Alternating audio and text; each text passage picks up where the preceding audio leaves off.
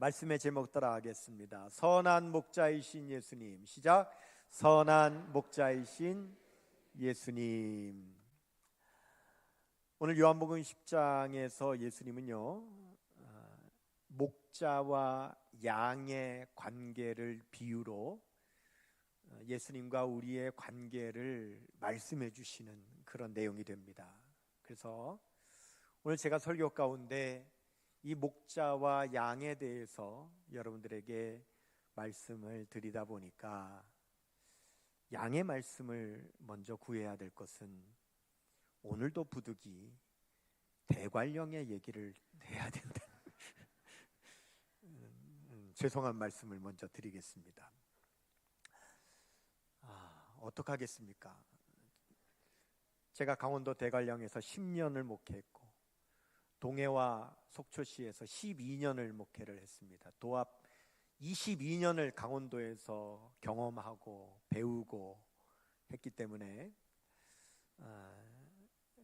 그 말씀을 드릴 수밖에 없는 거죠.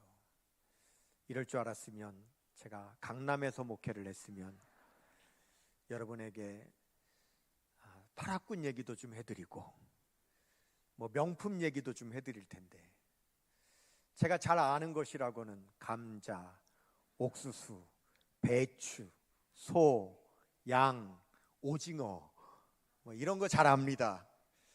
그런데 또 감사한 거는 성경에는 또 그런 내용이 많이 나와요. 참 감사하다.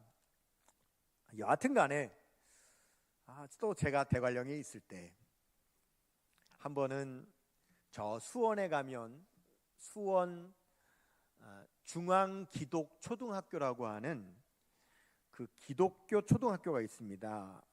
사립 명문학교죠. 이 학교를 설립하신 그 김요셉 목사님이라고 하는 분, 그분이 이제 그 학교의 교목을 담당하고 계시는데, 이분이 극동방송을 설립한 김장한 목사님의 아들이에요. 근데 이분하고 저하고 그 당시에 좀 친분이 있었는데 한 번은 그 당시에 전화가 온 겁니다. 어쩐 일이십니까 했더니 자기가 그 초등학교 학생들에게 예배 시간에 양에 대해서 설교를 해야 되는데, 이 아이들이 다 도시에서 나서 자란 아이들이니까 양을 본 적이 없다는 거예요. 그래서 이 아이들에게 양을 좀 설교를 잘 할 수 있도록 저보고 도와달래요. 제가 어떻게 도와드리면 좋겠습니까? 그랬더니 목장에서 양 한 마리만 빌려달래요. 수원까지. 처음엔 좀 황당하더라고요. 그런데 이 아이들에게 직접 양 실물을 좀 보여주면서 초등학교 아이들한테 설교를 해야 되겠다는 거예요. 그럼 어떻게 해요? 제가 양 목장에 가서 양 주인에게 사정을 했죠. 양 한 마리 좀 빌려달라고. 그래서 양을 빌렸어요. 양이 더럽단 말이에요. 그래서 목욕을 깨끗하게 시키고는 이제 용달 차를 불러다가 그 대관령에서 수원까지 양을 빌려주고 설교를 하고 다시 반납을 하는 일을 한 거예요. 그런데 그 하루 양 빌리는데 그 이제 용달 다 비용까지 해서 80만 원이 그 당시에 들었어요. 20년 전입니다. 물론 그분이 냈죠. 제가 낸 게 아니라 그 목사님이 낸 건데, 그런데 제가 그 목사님을 보면서 참 도전을 받은 게 뭐냐, 성경에 나오는 양을 그 초등학교 아이들한테 잘 설명하기 위해서 그 거금을 들여서 실제 양을 강단 위에다가 올려서 아이들에게 보여주면서 어떻게 해서든지 잘 말씀을 가르치려고 하는 그 목사님의 그 열정, 제가 참 도전을 많이 받았다는 거죠. 비트겐슈타인이라고 하는 철학자가 이런 말을 했습니다. 나의 언어의 한계는 나의 한계다 그랬습니다. 사람이요, 말로 다른 사람을 이해시키잖아요. 그런데 사람마다 자기 언어의 한계가 있거든요. 즉 내가 가지고 있는 그 언어의 한계만큼 나는 다른 사람들을 이해시키는 한계가 된다는 거죠. 그래서 사람은 누군가를 말로 이해시킬 때 그 이해를 더 잘 시키기 위해서 자기의 언어의 한계를 극복하려고 합니다.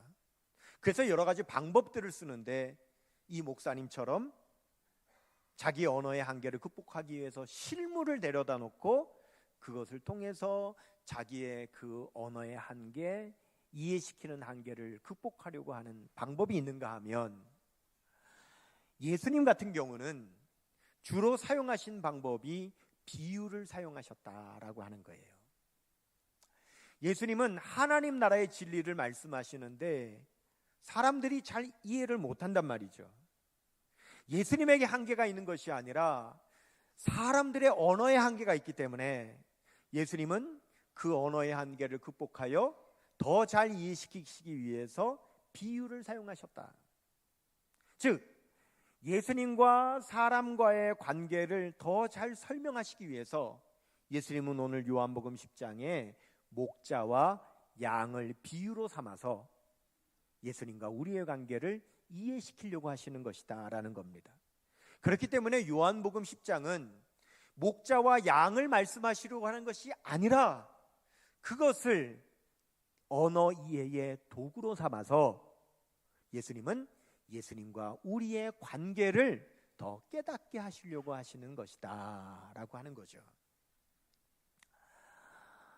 그런데 예수님 당시의 유대인들은 목자와 양을 비유로 들면 잘 이해합니다. 왜 그렇죠? 그들은 목축업을 하는 사람들이기 때문에 목자와 양을 충분히 이해하고 공감하는데, 문제는 뭐냐? 지금 이 시대를 살아가는 우리들은 목축에 대해서는 우리가 경험이 없고 잘 알지 못하기 때문에 이 목자와 양을 비유로 들면 도리어 우리는 잘 이해하기가 어렵다라고 하는 겁니다. 차라리 제가 볼 때에는 우리가 살고 있는 이 시대에는 목자와 양의 비유보다는 주인과 반려견을 비유로 들면 좀 더 이해가 잘 되지 않을까라고 그렇게 생각을 해봐요. 저도 예전에 주택에 살 때는 개를 키웠었어요.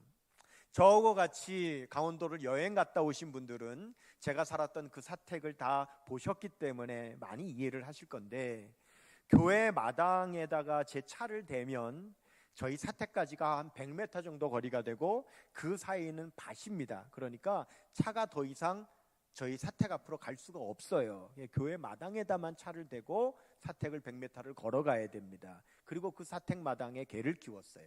그런데 낮이건 밤이건 여름이건 겨울이건 눈이 오나 비가 오나 제가 저 교회 주차장에 차를 딱 대고 문을 열면 항상 그 문 옆에 저희 개가 와서 꼬리를 흔들면서 저를 반갑게 맞이하는 거예요. 항상 제가 오면 제일 먼저 나와서 꼬리를 흔들면서 저를 반갑게 맞이하는 건 누구예요? 우리 식구가 아니에요. 왜? 우리 식구는 꼬리가 없어요. 제가 꼬리를 흔든다 그랬잖아요. 늘 그렇게 반갑게 맞아요. 참 놀라운 게요, 여러분, 키우던 그 개가요 제 차 엔진 소리도 알아요. 그러니까 교회 마당이니까 얼마나 많은 교인들이 차를 갖다가 대겠어요. 그런데 다른 차가 오면 절대 나오지 않습니다. 제 차가 오면 그 소리를 알아듣고는 이미 나와가지고 문을 열면 그 앞에서 막 묶여있지 않은 이상은 항상 와가지고 저를 반갑게 맞이하는 거예요. 그래 여러분, 제가 얼마나 이쁘겠어요, 그 강아지가. 그런데 그 개가요, 주인이 왔는데도 시큰둥하고, 제가 왔는데 막 으르렁거리고 짖고 그러면 제가 이뻐하겠습니까? 아니죠. 제가 왜 그 강아지를 이뻐해요?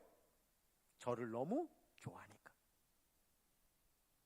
자, 목자와 양의 관계는 어떤 관계냐? 제가 이제 그 강원도 속초 목회를 마치고요 포항에 부임을 하게 됐어요. 근데 여러분 지도상으로 아시겠지만 속초는 동해안 맨 북쪽이죠. 포항은 동해안 아래쪽입니다. 그래서 속초에서 포항까지 가려면 7번 국도를 타고 거의 4시간을 달려야 돼요. 근데 제가 그 포항교회를 부임하고 2주 후에 취임식을 하게 됐는데, 그 취임식 때 속초교회 성도님들이 여러분이 그 포항교회 취임식에 오신 거예요. 그 취임식을 마치고 이분들이 다시 속초로 가야 되니까 저하고 제 아내가 그분들을 마당에서 배웅을 하는데, 이 속초교회 성도님들이 우느라고 제 얼굴을 제대로 쳐다를 못 봐요. 그래서 저도 그 성도님들을 보내야 되는데 저하고 제 아내도 막 우는 거죠. 근데 그때 같이 배웅을 해주시느라고 포항교회 원로 장로님 한 분이 저하고 같이 이제 배웅을 해주셨는데, 서로 울면서 이 성도님들을 보내고 나니까 그 포항교회 원로 장로님한테 민망해요, 제가. 그렇잖아요. 그래서 장로님,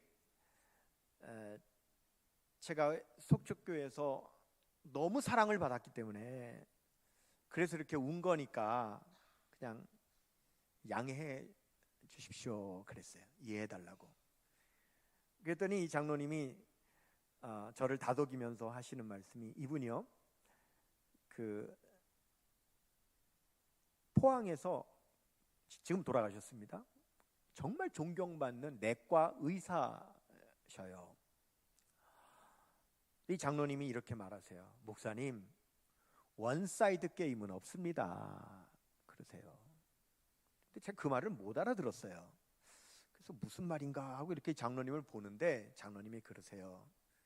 목사님, 원사이드 게임, 뭐예요? 일방적인 게임은 없습니다. 목사님이 속초교회 교인들한테 그만큼 사랑받았다면 그것은 목사님도 그 교인들을 사랑했기 때문에 그런 거지, 일방적인 건 없습니다, 이 말이죠. 그 말이 참 와닿더라고요. 여러분, 세상에 사랑의 관계는 원사이드 게임은 없습니다. 일방적인 건 없어요.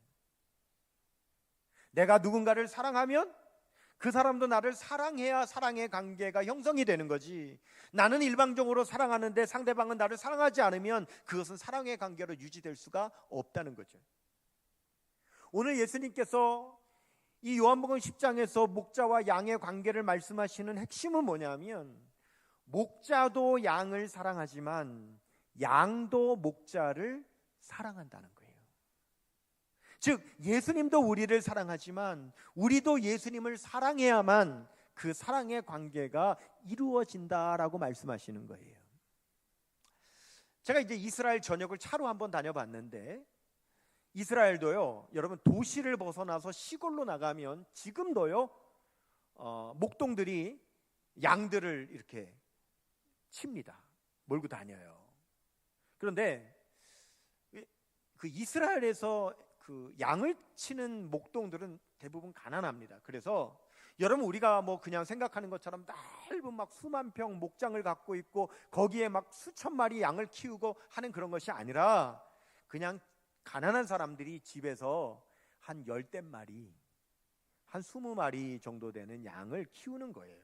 그리고 주로 아버지들은 일이나 농사를 하고 그 집에 자녀들, 아들들이 집에 있는 그냥 양들 몇 마리를 키우는 경우가 대부분이에요. 그래서 저도 이스라엘을 다닐 때 보면 이렇게 어린아이들이 양들을 몰아요. 그런데 양을 키울 때요, 낮에는 이제 풀밭에서 자기 양들을 먹이다가 밤이 되면은 어떻게 하냐면, 이 사람들이 이 목자들이 공동 우리를 만듭니다. 그래서 돌담을 싸가지고 넓은 이렇게 우리를, 돌담을 싸서 만들어 놓고 그 입구를 나무로 이제 그 문을 만들어 놓고는 저녁이 되면 그 우리 안에 다 양들을 다 같이 집어넣습니다. 이렇게 집어넣고 그 입구를 이제 문지기가 지키는 겁니다. 그러면 문지기가 지키고 있기 때문에 목자가 오면 문지기가 알죠. 그 안에 있는 양의 주인이라는 걸 알기 때문에 문을 열어준단 말이에요. 그런데 도둑이 오면 문을 안 열어주겠죠. 그러니까 목자는 문으로 드나들지만 도둑이 양을 훔치려고 하면 어디로 갈 수밖에 없어요? 그 돌담을 넘어 들어갈 수밖에 없다는 거죠. 오늘 요한복음 10장 1절에서 2절 말씀 보시면 내가 진실로 진실로 너희에게 이르노니 보세요. 문을 통하여 양의 우리에 들어가지 아니하고 다른 데로 넘어가는 자는 절도며 강도요 문으로 들어가는 이는 양의 목자다. 분명히 말씀하시는 겁니다. 여러분, 목자와 도둑은요 양에게 오는 목적 자체가 다르죠. 목자가 양에게 갈 때는 양을 돌보기 위해서 가는 거고, 도둑이 양에게 갈 때는 양을 훔칠 목적으로 가는 거죠. 그래서 요한복음 10장 오늘 보면 10절 말씀에 보면 도둑이 양에게 가는 것은 도둑질하고 죽이고 멸망시키려는 것뿐이요 내가 온 것은 양으로 생명을 얻게 하고 더 풍성히 얻게 하려는 것이라 라고 말씀하십니다. 그래서 목자와 도둑이 양에게 가는 근본적인 목적 자체가 다른데 그것을 양이 안다 이겁니다. 양은 주인이 나에게 왜 오는지를 알고요 도둑이 나에게 왜 오는지를 안다 이겁니다. 그러니까 주인이 올 때는 반가워서 주인에게 가지만 도둑이 올 때에는 목적을 아니까 애초에 처음부터 피하는 거죠. 도망가는 겁니다. 그래서 양은 알아요. 목자가 왜 나에게 오는지를. 그러니까 그 음성만 들어도 달려간다. 알아요. 양만 압니까? 우리 집 개도 알죠. 저만 오면 어떻게 해요? 달려오는 거예요. 달려오는 거예요. 왜? 내가 해칠 사람이 아니라는 걸 아는 거죠. 예뻐해 주는 걸 아는 거예요. 먹여주는 걸 아는 거예요. 돌봐주는 걸 아는 거예요. 그러니까 내 음성만 들으면, 내 발자국 소리만 들으면 나에게 달려오는 거죠. 요한복음 10장 3절에 문지기는 그를 위하여 문을 열고 양은 그 목자의 음성을 듣나니 그가 자기 양의 이름을 각각 불러 인도하여 내느니라 그랬습니다. 여러분, 양을 수천 마리 수만 마리 키우는 게 아니기 때문에 겨우 집에서 나와서 또 키우고 한 10마리 정도 되니까 이 집, 특별히 집에 아이들이 양을 키우니까요 새끼를 낳으면 제일 먼저 뭘 해주냐? 이름을 지어주죠. 그러니까 이 목자들은 자기 집의 양의 이름을 다 안단 말이에요. 그래서 양의 이름을 부르면 양은 또 뭘 알아요? 그게 자기 이름인 줄로 알고, 자기 목자가 자기의 이름을 부르는 것을 알고 자기 목자가 자기 이름을 부르면 달려온다라고 하는 거예요.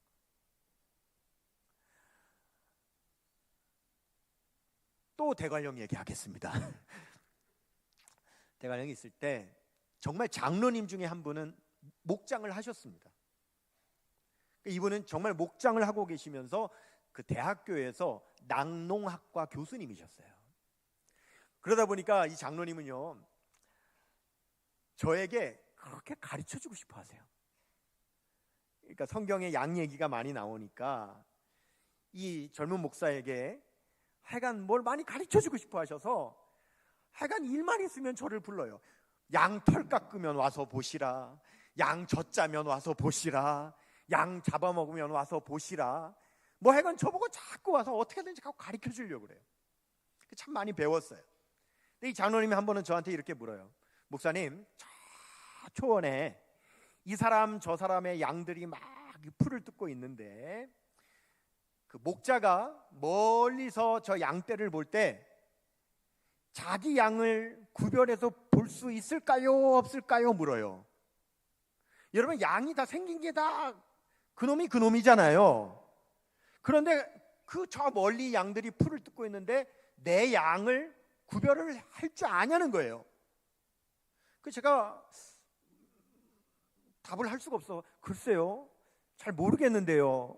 그랬더니 이 장로님이 한다는 거예요. 자기 양을 다 구별해낸다는 거예요. 야, 그게 가능합니까? 그랬더니 목사님이 명동에 나가가지고 명동에 수많은 인파가 있는데 그 가운데 목사님 가족 있으면 구별합니까? 못합니까? 해요 못해요? 하죠. 명동에 아무리 많은 인파가 있어도 내 가족은 구별한다 이거예요. 목자는 아무리 많은 양들이 있어도 내 양 구별한다 이겁니다. 여러분 그 아들 저 논산훈련소에 저 군대 보낼 때 그 연병장에 그 청년들이 머리 다 빡빡 깎고 새까맣게 서 있습니다. 그러면 오직 부모님은 누구 찾아요? 내 아들 찾는 거죠. 내 아들 어딨나 막 찾습니다. 그러면 잘 못 찾아요. 다 머리 깎고 다 똑같이 생겼어요.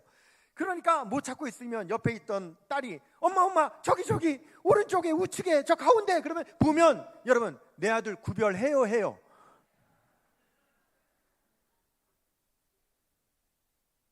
구별합니다. 내 아들 알아본다 이거예요. 목자는 자기 양을 구별합니다. 자기 양을 알아요. 요한복음 오늘 10장 14절 15절 나는 선한 목자라, 보세요. 나는 내 양을 알고 양도 나를 아는 것이 아버지께서 나를 아시고 내가 아버지를 아는 것 같으니 나는 양을 위하여 목숨을 버리노라.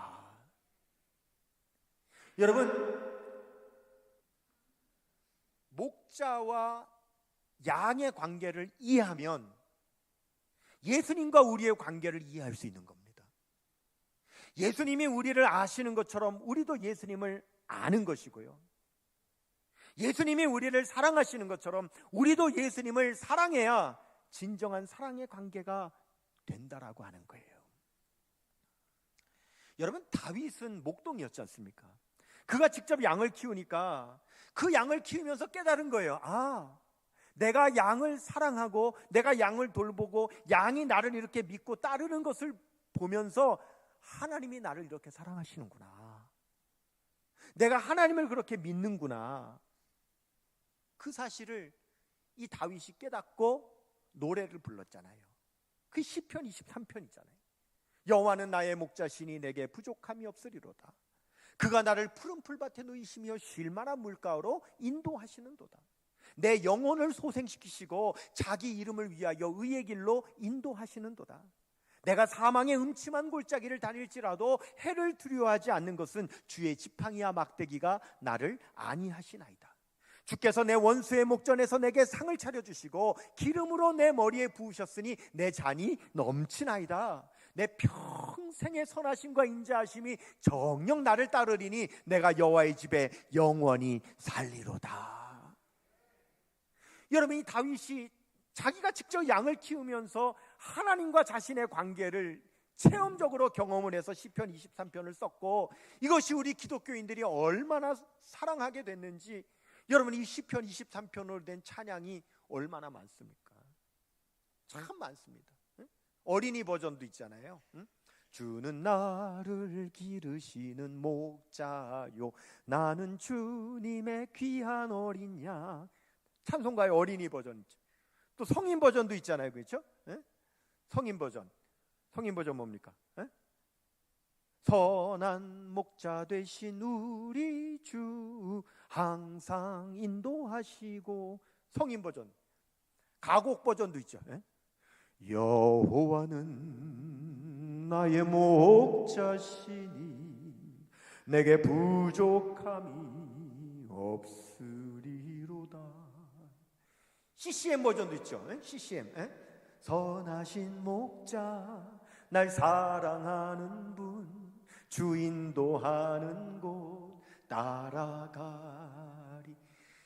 여러분, 이 시편 23편으로 된 찬양이 왜 이렇게 많아요? 그만큼 여러분 하나님과 우리의 관계, 예수님과 우리의 관계를 너무 아름답게 표현하고 있기 때문에 이를 통하여 예수님과 우리의 관계가 깨달아지고 알게 되기를 원해서 찬양하는 거 아니에요?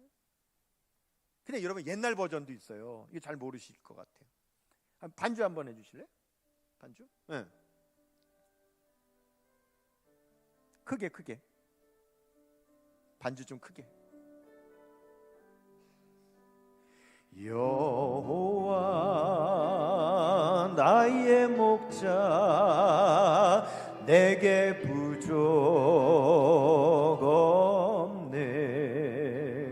푸르른 초장 위에 나의 몸 누이시네. 선하신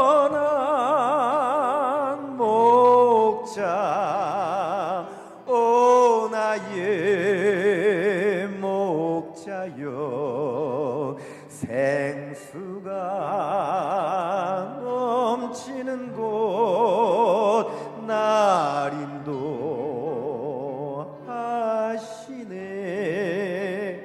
내 영혼 소생하며 자기 이름 위해 의의 길 인도하니 골짜기 두려움없네. 선한 목자 오 나의 목자여. 생수가 넘치는 곳 날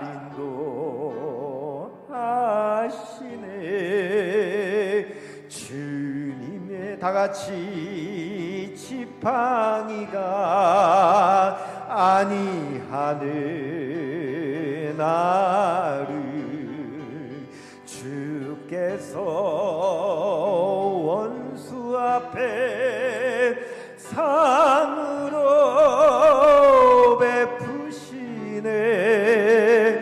선한 목자 오 나의 목자여. 생수가 넘치는 곳 날 인도하시네.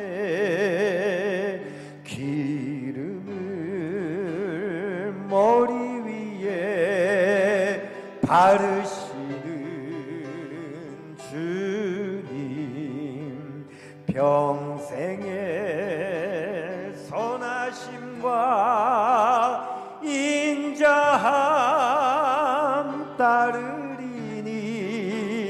선한 목자 오 나의 목자여. 생수가 넘치는 곳 날 인도하시네.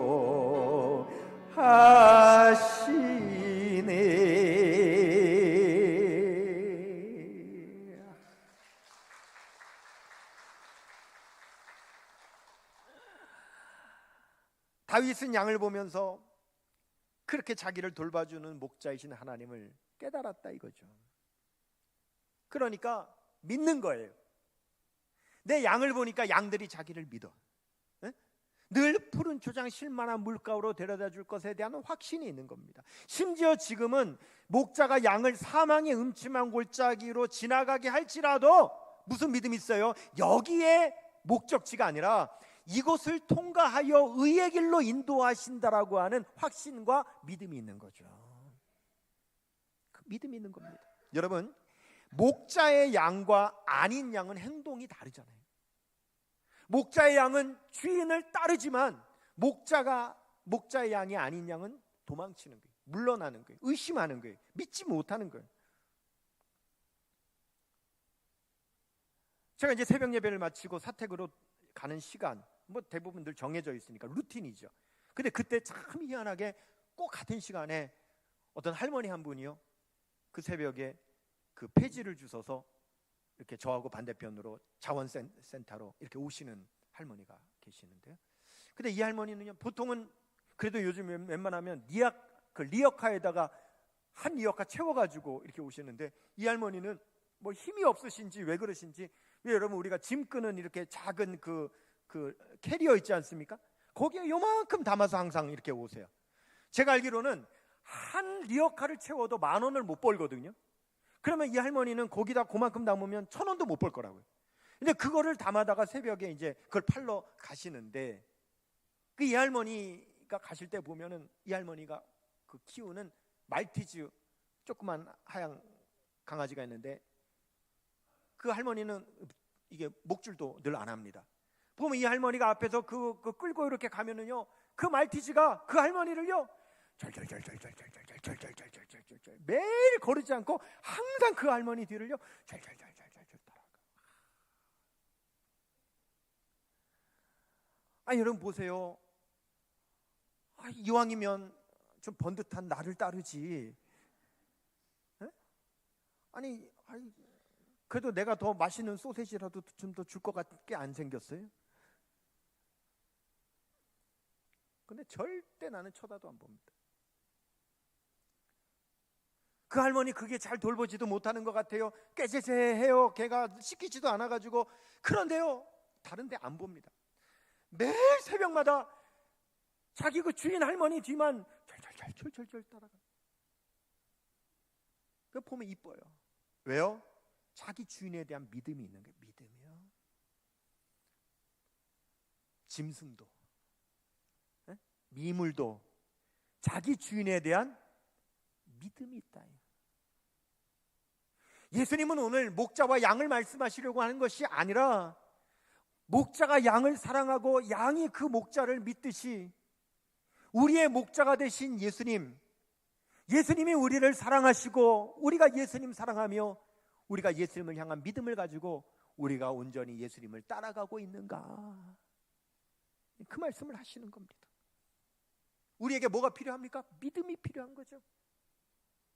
하나님은 믿음을 가장 기뻐하시는 겁니다. 히브리서 11장 6절에 믿음이 없이는 하나님을 기쁘시게 하지 못하나니 하나님께 나아가는 자는 반드시 그가 계신 것과 또한 그가 자기를 찾는 자들에게 상 주시는 이심을 믿어야 할지니라. 믿음입니다. 목자와 양의 관계가 믿음인 것처럼 예수님과 우리의 관계도 믿음이죠. 우리는 예수님을 믿는 겁니다. 내가 여호와의 집에 영원히 살리로다. 내 평생의 선하심과 인자하심이 반드시 나를 따르리니, 예수님은 분명히 나에게 생명을 주시고 나에게 풍성한 삶을 주시며 나를 인도하신다라고 하는 믿음 가지고 나아가는 거죠. 요한복음 10장 9절입니다. 내가 문이니 누구든지 나로 말미암아 들어가면 구원을 받고 또는 들어가며 나오며 꼴을 얻으리라. 여러분 보세요. 예수님께 주시는 생명과 풍성한 삶은 무엇과 비례하느냐? 나의 믿음과 비례하는 겁니다. 내가 주님을 믿으면 믿을수록 우리는 예수님으로부터 우리는 꼴을 얻는 거지요. 풍성한 삶을 누리게 되는 거죠. 이런 우화가 있습니다. 야생 양 한 무리가 목자를 따라가고 있는 양 무리를 보았습니다. 그리고 한심하다는 듯 목자의 양들에게 말했습니다. 우리를 봐라. 얼마나 자유롭냐. 우리는 누구에게 매이지도 않는다. 마음껏 내 마음대로 어디든지 돌아다닐 수 있지 라고 자랑했습니다. 그때 목자를 따라가던 양이 말했습니다. 맞아. 나도 한때 너처럼 생각해서 목자를 떠난 적이 있었어. 내 마음대로 산을 헤매고 다녔지. 그러다가 길을 잃었어. 먹을 것이 없었고 무서운 늑대 소리에 두려워 떨었지. 그러다가 나를 찾아온 목자의 음성을 들었어. 내 마음대로 목자를 떠났는데도 목자는 온 산을 헤매어 찾아오셨어. 나는 그분의 어깨에 매어 산을 내려왔지. 나는 그때 알았어. 나의 목자는 나를 사랑하는 분이라는 것을. 그래서 나는 결심했지. 나를 사랑하는 목자를 일평생 따르겠다고. 너는 어떠니? 길을 잃고 헤맬 때, 무서운 늑대들의 위협에 두려울 때 너를 사랑해서 지켜주실 목자가 있니? 만일 너에게 그런 분이 있어도 너는 여전히 산을 헤매며 살아갈 테니. 여러분 어떻습니까? 저와 여러분의 삶에 우리를 사랑하셔서 지켜주시는 목자 되신 예수님이 계십니다. 그 예수님 따르겠습니다. 그 예수님만 믿겠습니다. 그 예수님 의지하며 살겠습니다. 목자 되신 예수님의 양인 저와 여러분의 최상의 삶 되시기를 주님의 이름으로 축원합니다. 기도하겠습니다. 하나님 감사합니다. 우리가 길을 잃어 헤맬 때, 죽을 만큼 힘들고 어려워 두려워 떨 때 우리를 지켜주시는 목자 되신 예수님, 선한 목자 되신 예수님, 끝까지 따라가는 주님의 양으로 살기를 원합니다. 인도하여 주옵소서. 예수님의 이름으로 기도합니다. 아멘.